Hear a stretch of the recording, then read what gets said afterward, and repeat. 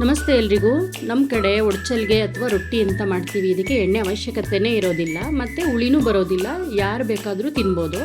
ಒಮ್ಮೆ ಟ್ರೈ ಮಾಡಿ ನೋಡಿ. ನಾನಿವತ್ತು 1 ಗ್ಲಾಸ್ ಅಕ್ಕಿಗೆ 2 ಸ್ಪೂನ್ ಮೆಂತ್ಯ ತೊಗೊಂಡಿದ್ದೀನಿ. ಮೆಂತ್ಯ ತೊಗೊಂಡು ನೆನೆಯಕ್ಕೆ ಇಟ್ಟಿದ್ದೀನಿ. ನೀವು ಬೇಕು ಅಂದರೆ ರಾತ್ರಿನೇ ನೆನೆಯಕ್ಕೆ ಬಿಡ್ಬೋದು, ಇಲ್ಲ ಬೆಳಗ್ಗೆ ಎದ್ದು ನೆನೆಸಿದ್ರೂ ಆಯಿತು. ಅರ್ಧದಿಂದ 3/4 ಗಂಟೆ ಟೈಮ್ ಅಕ್ಕಿ ನೆಂದರೆ ಸಾಕಾಗತ್ತೆ. ಇದ್ರ ಜೊತೆಗೆ ನೀವು ರಾತ್ರಿ ಏನಾದರೂ ಉಳಿದಿರೋ ಅನ್ನ ಏನಾದರೂ ಇದ್ದರೆ ಉಳಿದಿರೋ ಅನ್ನನೂ ಕೂಡ ಸೇರಿಸ್ಕೋಬೋದು. ತುಂಬ ಚೆನ್ನಾಗಿ ಬರುತ್ತೆ. ಈಗ ನೋಡಿ ನೆಂದಿದೆ ಆಲ್ಮೋಸ್ಟ್ ಅಕ್ಕಿ. ನೀವು ಬೇಕು ಅಂದರೆ ಸೊಸೈಟಿ ಅಕ್ಕಿ ತೊಗೊಳ್ಳಿ, ಇಲ್ಲಾಂದರೆ ಮನೆ ಅಕ್ಕಿ ತೊಗೊಳ್ಳಿ, ಯಾವುದಾದ್ರೂ ತೊಗೋಬೋದು ನೀವು. ಈಗ ಇದಕ್ಕೆ ನಾನು ರಾತ್ರಿ ಅನ್ನ ಮಿಕ್ಕಿತ್ತು ಅಂತ ಅನ್ನ ಸೇರಿಸ್ಕೊಂಡಿದ್ದೀನಿ. ಈ ಅನ್ನದ ಜೊತೆಗೆ ನೆನೆಸಿಟ್ಟಿರುವಂಥ ಅಕ್ಕಿ ಮತ್ತು ಮೆಂತ್ಯವನ್ನು ಹಾಕ್ಕೊಂಡು ರುಬ್ಕೋತೀನಿ. ನೀವೇನಾದರೂ ಬೇಕು ಅಂದರೆ 1 ಸ್ಪೂನ್ 2 ಸ್ಪೂನು ಉದ್ದಿನಬೇಳೆ ಹಾಕ್ಬೋದು. ನಾವು ಸಾಮಾನ್ಯವಾಗಿ ಉದ್ದಿನಬೇಳೆ ಸೇರಿಸಲ್ಲ. ಸ್ವಲ್ಪ ಮೆಂತ್ಯ ಹಾಕಿ ರಾತ್ರಿ ಉಳಿದಿರೋ ಅನ್ನ ಇದಿಷ್ಟೇ ರುಬ್ಬೋದು.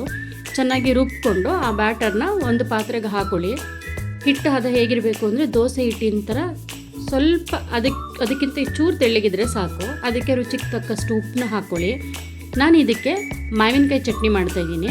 ಮಾವಿನಕಾಯಿ ಚಟ್ನಿಗೆ ಹುರ್ಗಡ್ಲೆ ತೆಂಗಿನಕಾಯಿ ತುರಿ ಜೊತೆಗೆ ಸೇರಿಸಿ ಸ್ವಲ್ಪ ಮಾವಿನಕಾಯಿ ಹೆಚ್ಚಿ ಹಾಕ್ಕೊಂಡಿದ್ದೀನಿ. ರುಚಿ ತುಂಬ ಚೆನ್ನಾಗಿತ್ತು. ಒಮ್ಮೆ ಟ್ರೈ ಮಾಡಿ ನೋಡಿ. ಇವಾಗ ಚಟ್ನಿ ರೆಡಿ ಮಾಡ್ಕೊಳ್ಳೋಣ. ಈ ಬ್ಯಾಟರ್ ರೆಡಿಯಾಗಿದೆ.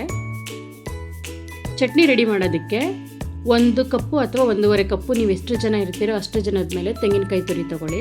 ತೆಂಗಿನಕಾಯಿ ತುರಿ ಆದಮೇಲೆ ಅದಕ್ಕೆ ಸಣ್ಣಗೆ ಹೆಚ್ಚಿಟ್ಕೊಂಡಿರುವಂಥ ಮಾವಿನಕಾಯಿ ಪೀಸು, ಅದಕ್ಕೆ ಕೊತ್ತಂಬರಿ ಸೊಪ್ಪು, ಹುರ್ಗಡ್ಲೆ, ಕರಿಬೇವಿನ ಸೊಪ್ಪು, ಹಸಿರು ಮೆಣಸಿನ್ಕಾಯಿ, ಬೆಳ್ಳುಳ್ಳಿ ಮತ್ತು ಉಪ್ಪು ಇದಿಷ್ಟನ್ನು ಸೇರಿಸಿ ರುಬ್ಕೋತೀನಿ. ಬೇಕು ಅಂದರೆ ನೀವು ಸಾಸಿವೆ ಒಗ್ಗರಣೆ ಕೊಡ್ಬೋದು, ಇಲ್ಲಾಂದರೆ ಅವಶ್ಯಕತೆ ಇರೋದಿಲ್ಲ. ನೋಡಿ, ದೋಸೆ ಹಾಕಿದ್ಮೇಲೆ ಇದು ಇಷ್ಟು ನೀಟಾಗಿ ಚೆನ್ನಾಗಿ ಬರುತ್ತೆ. ಅದು ಕಚ್ಕೊಳ್ಳೋದು ಇಲ್ಲ, ಏನೂ ಆಗಲ್ಲ. ನೀವು ದೋಸೆ ಹಾಕಾದ್ಮೇಲೆ ಆ ರೊಟ್ಟಿನ ಮೇಲೆ ಮುಚ್ಚಳನ ಮುಚ್ಚಿ ಬೇಯಿಸಿದ್ರೆ ತುಂಬ ಚೆನ್ನಾಗಿ ಬರುತ್ತೆ. ಒಂದು ತವ ಇಡಿ. ದೋಸೆ ತವನಾದರೂ ಇಡ್ಬೋದು, ರೊಟ್ಟಿ ಕಲ್ಲಾದರೂ ಇಡ್ಬೋದು. ರೊಟ್ಟಿ ಕಲ್ಲು ಏನಾದರೂ ಇಟ್ಟರೆ ನೀವು ತುಂಬ ಕ್ರಿಸ್ಪಿಯಾಗಿ ಬರುತ್ತೆ.